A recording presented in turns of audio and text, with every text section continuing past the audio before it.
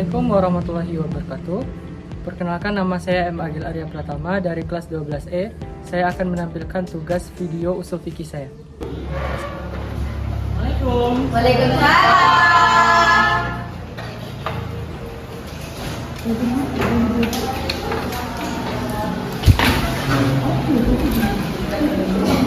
Oke, kepada kelas saya dahulu.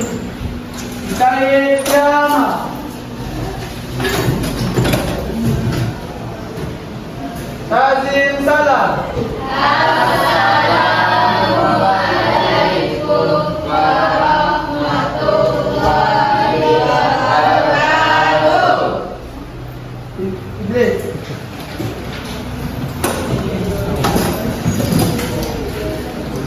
Oke, gimana hari ini? Menyenangkan?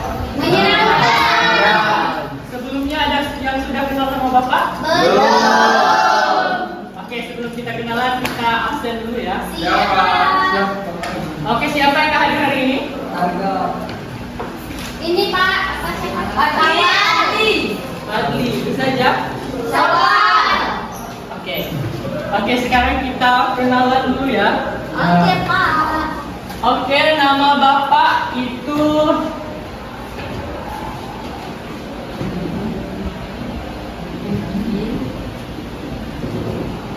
Bapak Pratama. Jadi nama Bapak adalah M. Agil Arya Pratama. Kalian bisa panggil Agil atau Arya, terserah kalian. Oke Pak. Oke, Pak Arya.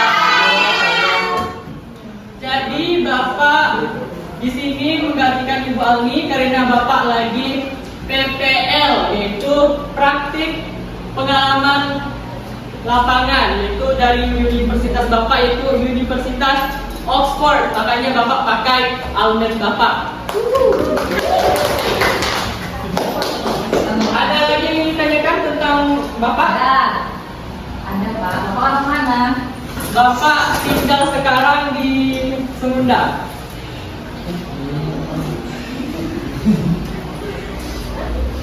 Oke, tidak ada yang ditanyakan lagi?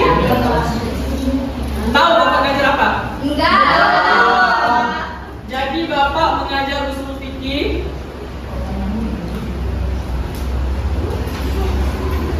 Sekarang Bapak akan menjelaskan tentang ijtihad. Ada yang tahu ijtihad itu apa? Belum ada yang tahu? Belum. Jadi Bapak jelaskan dulu ya secara garis besar atau secara umumnya. Ijtihad itu adalah menetapkan suatu hukum yang belum terjadi dan dalil atau hadisnya belum jelas di dalam Al-Quran maupun di hadis. Pada zaman Nabi Muhammad SAW, karena kan kita zaman terus berkembang, maka muncul masalah-masalah baru. Masalah itu yang menjadi masalah itu akan menjadi masalah karena belum ada hukumnya. Oke, kita langsung masuk ke materi pertama ya. Ya Kak. Pengertian. Ada yang tahu pengertian dari ijtihad? Belum. Jadi ijtihad itu berasal dari kata bahasa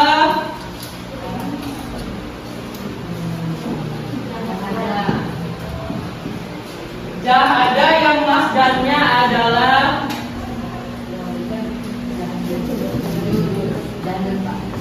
jahdun, yang artinya kesungguhan atau sungguh-sungguh atau sepenuh hati. Sedangkan menurut istilah adalah yang dipaparkan oleh Ibnu Subki itu adalah pengerahan seorang mujtahid atau seorang fakih untuk membuat dugaan tentang suatu hukum syar'i. Nah, untuk ijtihad ini ada beberapa metode yang harus dilakukan untuk melakukan ijtihad, yaitu ada yang tahu berapa? Metode 2. Salah. Pak. Oke, Bapak jelaskan aja ya. Yaitu pertama dengan metode kias. Ada yang tahu kias apa? Menyamakan. Ya, benar sekali. Siapa namanya? Fatimah, betul Fatimah. Nah, metode ini dikaitkan dengan ijtihad. Pengertiannya menjadi menyamakan suatu masalah yang terdahulu dengan masalah yang terjadi sekarang. Tahu nggak contohnya kaitan kias ini sebagai metode dari ijtihad? Enggak. Belum tahu? Contohnya itu sering terjadi di zaman sekarang ya. Contohnya ialah penggunaan narkoba. Nah, pada zaman Nabi dahulu belum ada yang namanya narkoba, narkotika atau yang lain-lainnya. Maka para mujtahid atau ahli fikih ini membuat ijtihadnya menjadi menyamakannya, mengkiaskannya dengan khamar. Jadi narkoba atau narkotika ini hukumnya menjadi haram karena sama-sama memabukkan, sama dengan khamar. Yang kedua itu dengan metode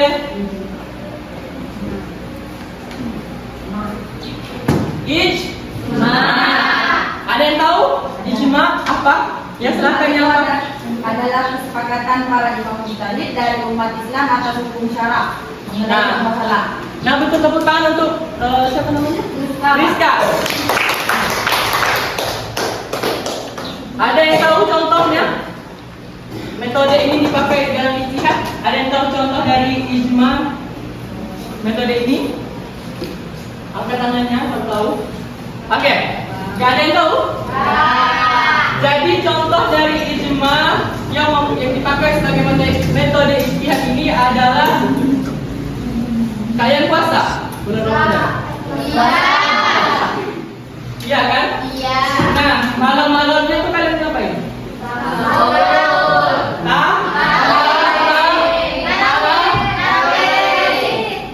Nah, kalian tahu hukum taraweh ke masjid itu apa? Sunnah. Karena apa itu? Tahu? Karena para mujtahid dengan kesepakatannya menjadikan tarawih itu menjadi sunnah. Kemudian ada metode lagi yaitu, ada yang tahu metode apa lagi? Metode istihsan. Betul sekali.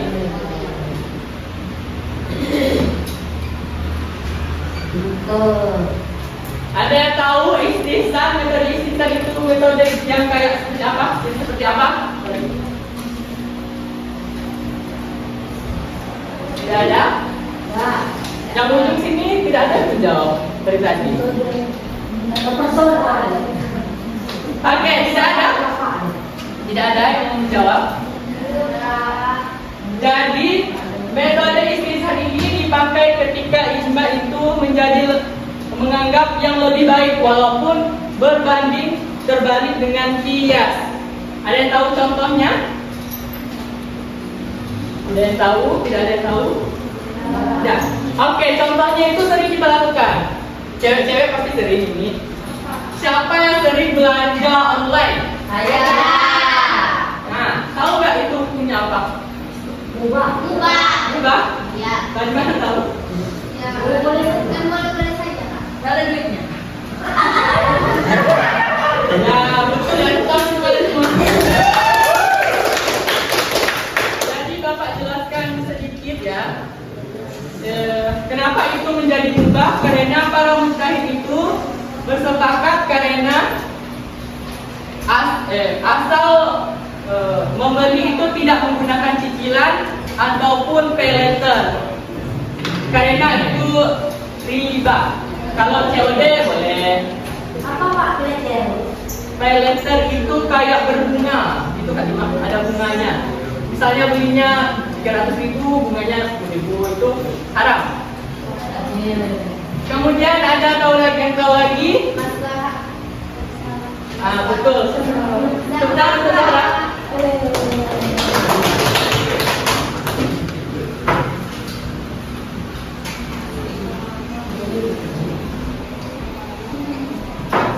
Ada yang tahu pengertian masalah-masalah? Ya, silakan. Berarti manfaat atau kebaikan yang tidak ada nantinya. Nah, betul, tepuk tangan untuk Priska. Sekarang Bapak tanya, ada yang tahu nggak contoh dari pemakaian metode masalah pada istihad ini? Tidak ada?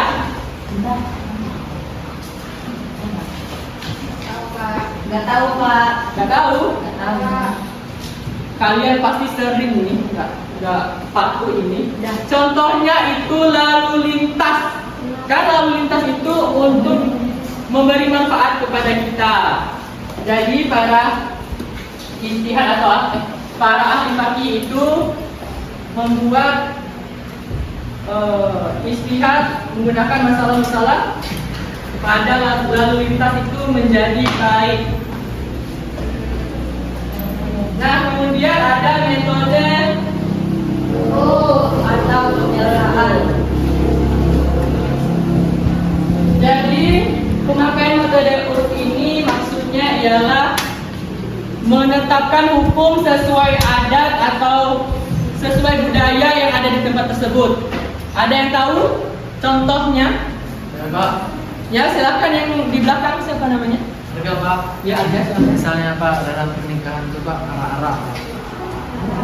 Arah-arah di dusun. Berdarah. Ya, betul sekali betul Kak. Kemudian ada yang terakhir itu istihad.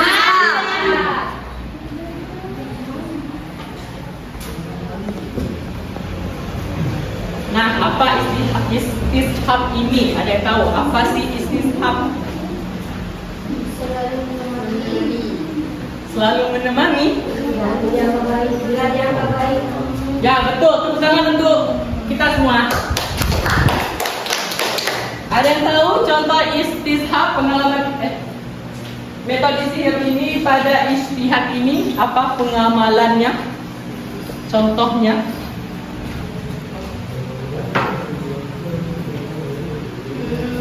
Kamu duduk Pak, Apa? kita masih meyakini duduknya masih sempurna karena tidak ada sesuatu, maka itu disebut dianggap baik, dianggap benar, maka boleh dilakukan. Ya, betul sekali untuk Fatimah. Tepuk tangan untuk Fatimah. Sampai di sini tentang pengertian dan juga metode istihad, adakah yang ingin ditanyakan kepada Bapak? Ingin bertanya? Oke, Bapak sampaikan ya.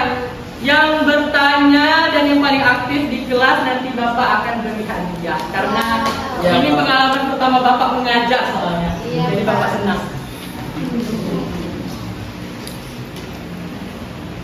Tidak ada yang ingin tanya? Kalau tidak ada yang ingin ditanyakan, kita masuk ke dasar hukum ijtihad. Karena tidak ada yang ingin bertanya, Bapak ingin satu perempuan membacakan surah An-Nisa ayat 59 dan satu laki-laki membaca artinya. Ayo. Ya, yang perempuan dahulu membaca ayatnya.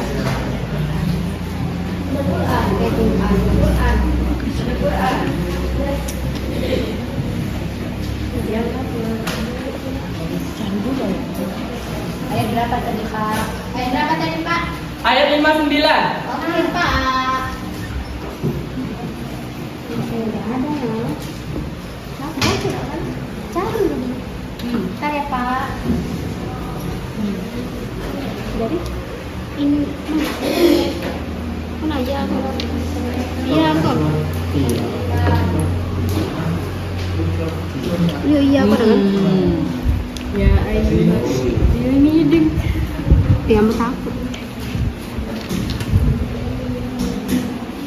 Udah Pak, bertanya saya. Boleh? Siapa yang mau tadi? Ya, silahkan Zahra dibaca.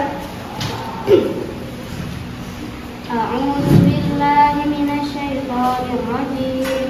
Bismillahirrahmanirrahim. Ya ayyuhalladzina amanu atii'ullaha wa atii'ur rasul وأطيعوا الرسول وأولي الأمر منكم فإن تنازعتم في شيء فردوه إلى الله والرسول إن كنتم تؤمنون بالله واليوم الآخر ذلك خير وأحسن تأويلا. Oke, tepuk tangan dulu untuk Zahra. Oke, yang laki-laki siapa yang ingin membaca artinya? Pak. Ya, silahkan Arga. Wahai orang-orang yang beriman, taatilah Allah dan taatilah Rasul Muhammad dan ulil amri, pemegang kekuasaan di antara kamu. Kemudian jika kamu berbeda pendapat tentang sesuatu, maka kembalikanlah kepada Allah, Al-Quran dan Rasulnya, sunnahnya. Jika kamu beriman kepada Allah dan hari kemudian, yang demikian itu lebih utama bagimu dan lebih baik akibatnya. Ya Pak. Oke, tepuk tangan untuk Arga. Jadi ayat tersebut adalah sumber dari dasar hukum ijtihad.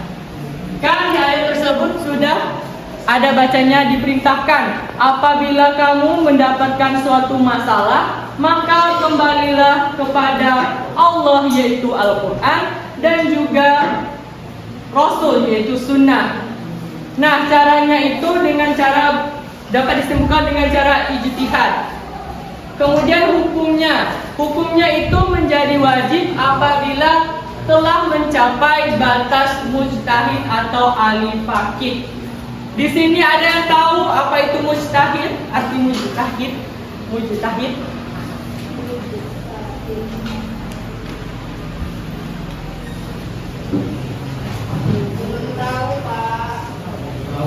Belum tahu? Iya. Oke. Mujtahid itu adalah orang-orang yang sudah sudah bisa paham tentang fikih dan kaidah-kaidahnya. Seperti itu. Jadi kan tadi jadi wajib untuk para mujtahid. Nah, jadi mujtahid itu mempunyai syarat-syarat. Tidak semua orang bisa menjadi mujtahid. Ada yang tahu syarat-syaratnya apa saja? Ya, benar sekali. Pertama itu berakal, balik, dan juga Islam tentunya. Ada yang tahu mengapa harus berakal?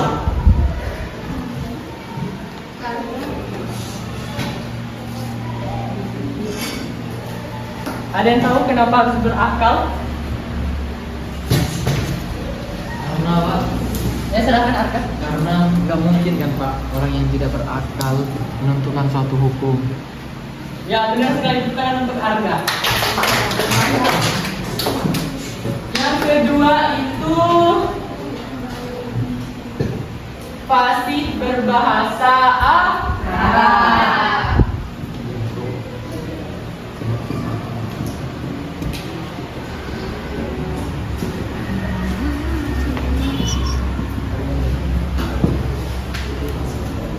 Nah, mengapa mujtahid ini mengapa fasih berbahasa Arab ini termasuk kepada syarat-syarat menjadi mujtahid? Karena kalau seorang ahli fikih tersebut tidak fasih berbahasa Arab, maka nanti dia bisa salah dalam mengartikan suatu dalil dalam suatu Al-Quran atau suatu sunnah atau hadis. Kemudian ada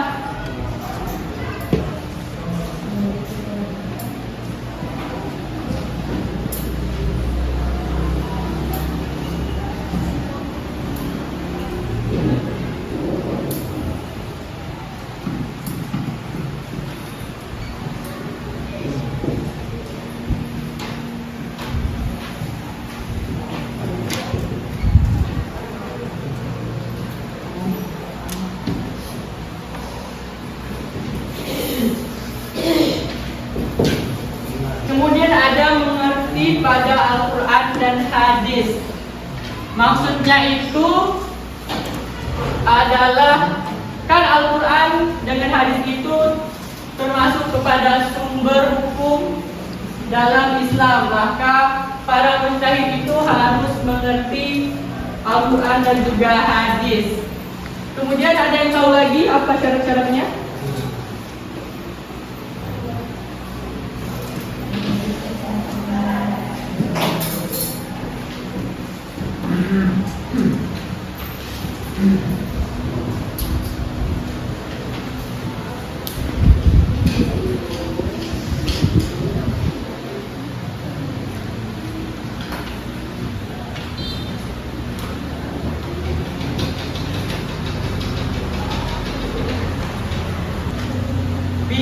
Yang selanjutnya adalah bisa mengkaji tentang usul fikih dan juga kaidah fikih.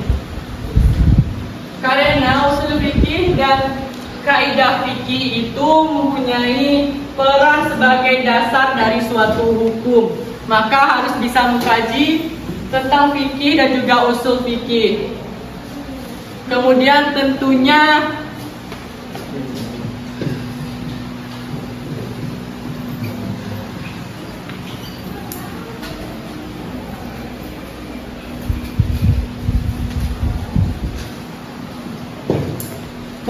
berakhlak mulia dan juga adil.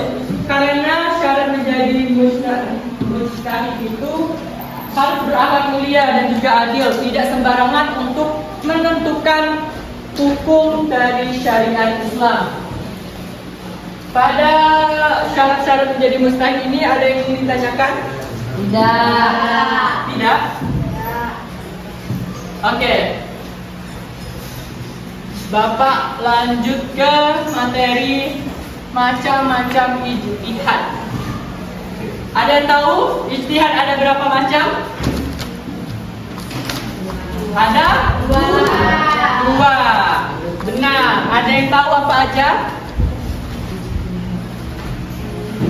Ada yang tahu apa saja?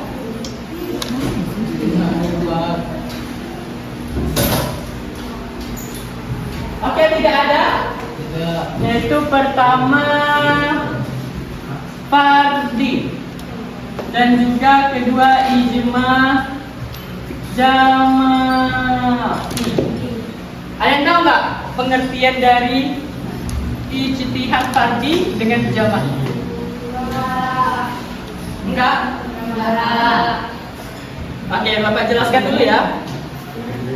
Ijtihad fardi adalah suatu ijtihad yang dilakukan secara individu. Ada yang tahu siapa ulama yang menggunakan ijtihad fardi? Contohnya siapa yang pakai ijtihad fardi?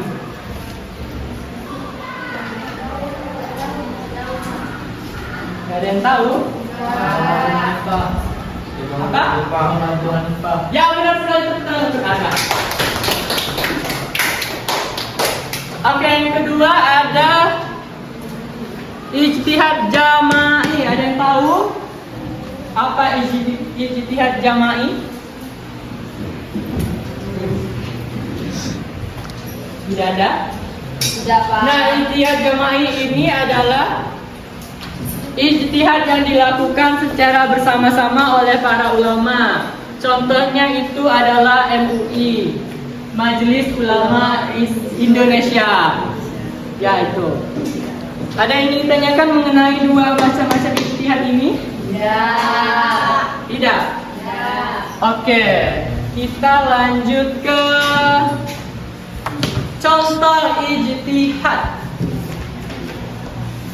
Ada yang tahu contohnya? Saya Pak. Pak? Enggak? Contohnya Pak, penentuan awal bulan Ramadan. Ya, betul sekali, betul untuk Anda. Ada lagi? Ada lagi? Tidak ada?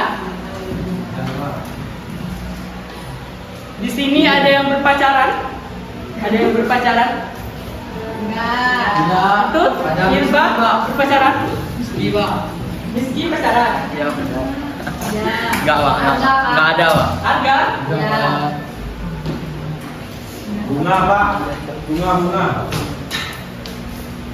Jadi berpacaran itu kan masih belum jelas hukumnya, masih harus diijtihadkan. Nah, para ulama itu mengambil dari dalil Quran surah Al-Isra ayat 32 yang berbunyi wala taqrabu zina, janganlah kamu mendekati zina. Nah, zina itu ada berbagai macam, Ada zina mata. zina mata, zina hati dan lain-lainnya. Jadi berpacaran itu disimpulkan oleh para ilmu fakih itu sebagai zina juga, pacaran itu jadi zina. Jadi hukumnya menjadi haram. Nah, kita kan sudah di zaman modern, tentunya ada masalah baru. Ada yang tahu nggak masalah-masalah yang baru? Tidak ada. Oke, kita 5 tahun kebelakangan kita ada terserang penyakit apa? COVID. Ya betul, COVID. Nah, ada masalah baru yaitu tentang vaksin COVID itu ada gelatin babi. Jadi ini menjadi masalah atau perkara baru bagi umat Islam tentunya. Apakah boleh, haram ataupun haram memakai itu?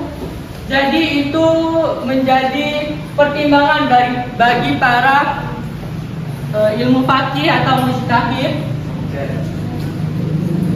Itu mereka mengambil pada Quran surah Al-Baqarah ayat 173 yang artinya maka diharamkanlah kamu meminum darah, memakan daging babi dan hal-hal yang haram kecuali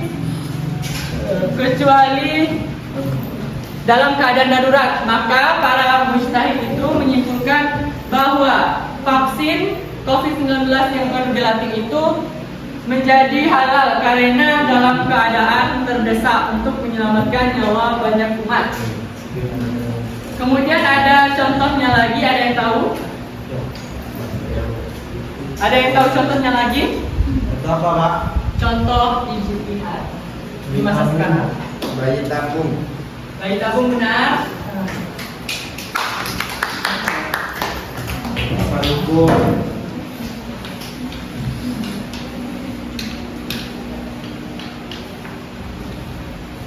Oke, masih semangat? Masih kok. Tidak ada yang ditanyakan lagi? Ya. Oke, sekarang Bapak sekarang kita berdiri semua.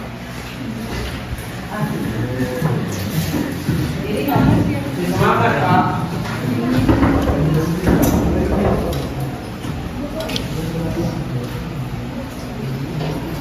Nanti kita membaca sholawat. Terus kalau Bapak misalnya bilang 2, kalian cari teman kalian berdua. Kalau Bapak bilang 3, cari teman kalian 3. Oke, kita mulai ya.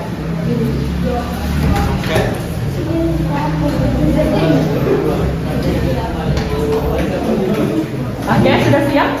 Ya. Oke, langsung saja. 1, 2, 3.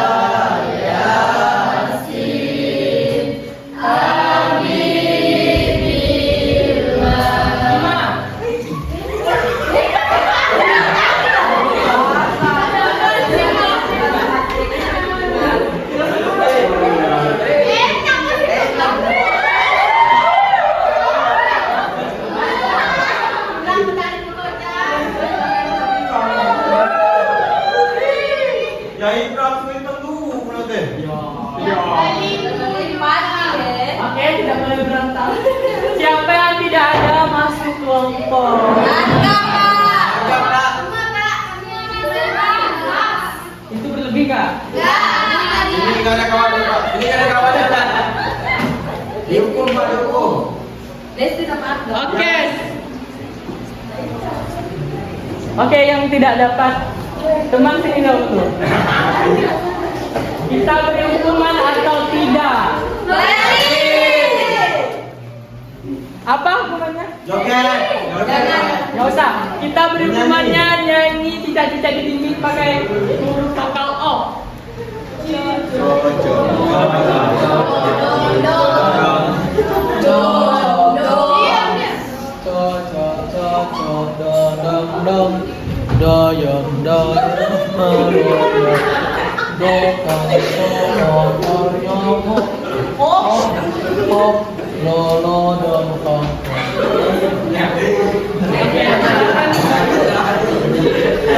Oke, kelompok kalian Bapak akan beri tugas. Silakan duduk dulu per kelompoknya.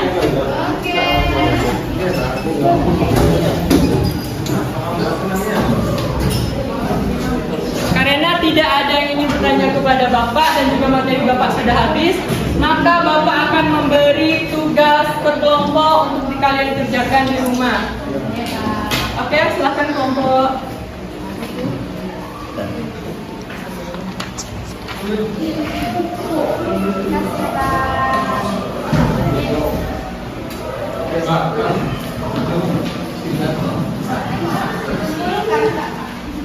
PR. Nah, apa minggu besok aku masuk lagi. Oke, Pak. Gimana hari ini menyenangkan? Karena waktu Bapak mengajar sudah habis, Bapak mengakhiri pelajaran hari ini. Jangan lupa kerjakan pekerjaan rumah kalian di rumah ya, jangan di sekolah. Mungkin itu saja yang Bapak sampaikan. Bapak akhiri, wassalamualaikum warahmatullahi wabarakatuh.